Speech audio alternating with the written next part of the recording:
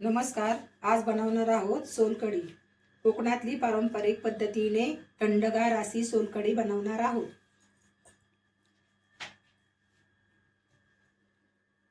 त्यासाठी लागणारा साहित्य: 1 चमचा जिरं, 2-4 पाकळ्या लसणाच्या, कोथिंबीर, चवीनुसार मीठ, 2 मिरची, 1 इंच आलं, कोकम आणि नारळ घेतलेला आहे.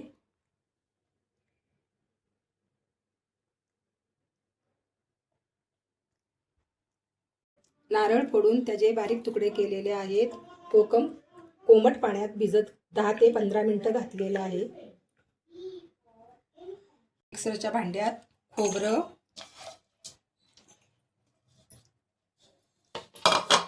हिरवी मिरची,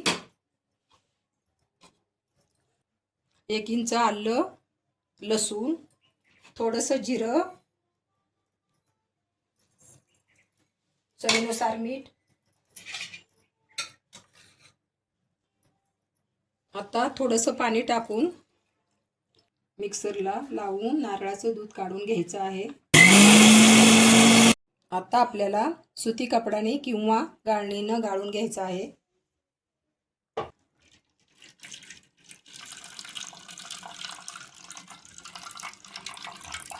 अशा प्रकारे नारळाचं घट्ट दूध काढून घ्यायचं आहे.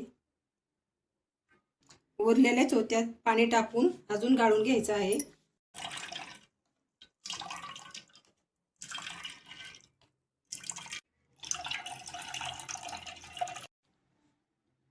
भिजत टाकलेल्या कोकमचं पाणी नारळाच्या दुधात टाकायचं आहे गाळून.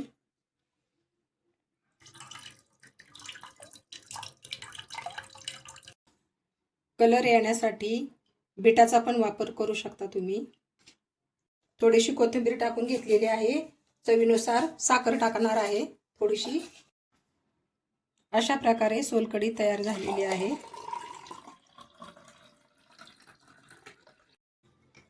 उन्हाळ्याची अशी थंडगार सोलकढी तयार झालेली आहे. पचनक्रियासाठी चांगली असते. व्हिडिओ आवडल्यास लाईक करा, शेअर करा, कमेंट करा. धन्यवाद.